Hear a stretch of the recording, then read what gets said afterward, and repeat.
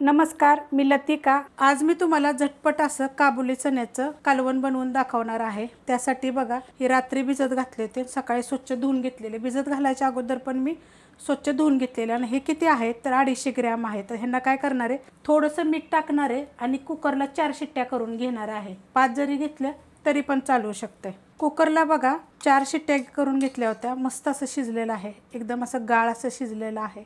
कढई मी गरम करत ठेवलेली आहे, त्यामध्ये तेल टाकून घेऊया।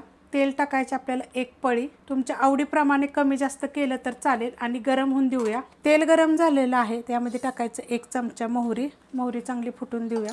मोहरी चांगली बघा फुटली गेलेली आहे। 1 चमचा टाकायचं जिरं, त्यात टाकायचे आपल्याला कढीपत्ता, तेजपत्ता टाकला तरी चालेल। त्यामध्ये टाकायचे थोडीशी हिंग पावडर आणि त्याच्यामध्ये टाकायचे चॉपरला बघा 1 मीडियम आकाराचा कांदा मी बारीक करून घेतलेला आहे। कांदा हलवून घेते।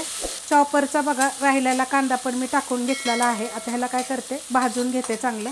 कांदा मस्त बघा भाजला गेलेला आहे। त्याच्यामध्ये टाकायचं आलं लसूण मी कुटून घेतलेलं 6 पाकळ्या लसणाच्या आणि अर्धा इंच आलं कुटून घेतलेलं। पेस्ट जरी टाकली तरी पण चालू शकते। थोडंसं सुक्कं खोबरं जरी त्याच्यामध्ये कुटून टाकलं तरी पण चालेल। आता 1 मिनिटभर परतून घेते। 1 मिनिटभर परतून घेतलेलं आहे। त्याच्यामध्ये टाकायचं आपल्याला थोडीशी हळद।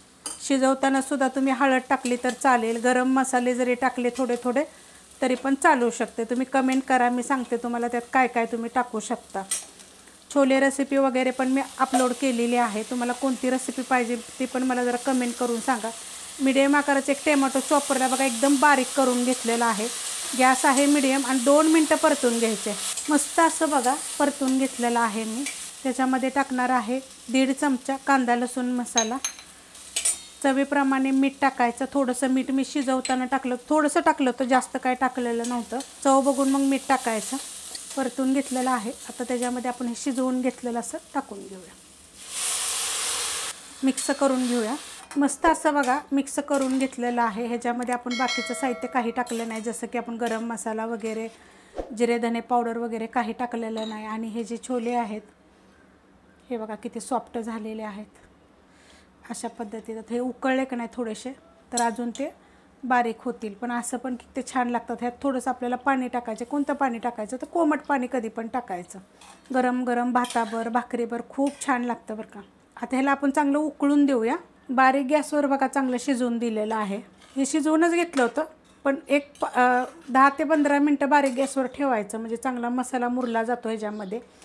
ह्याच्यामध्ये जरी तुम्ही गरम मसाला थोडीशी हळद वगैरे टाकून तेजपत्ता टाकून जरी शिजवलं तरी पण चालू शकतं। तर हे असेच आहेत बघा, काय काय एकदम गाळ झालेले आहेत। थोडंसं असं जर केलं की नाही चमच्यानं तर एकदम गाळ होतात, पण असं खायला खूप छान लागतं बरं का। फुटल्यात पूर्ण ना, आतपर्यंत मसाला मुरतो। ह्याच्यामध्ये टाकणार आहे थोडीशी कोथिंबीर आणि थोडंसं काय करते त्याला 1-2 मिनटं मी थोडंसं असं फोडून घेते। हलकंसं बघा मी त्याला असं फोडून घेतलेले आहेत।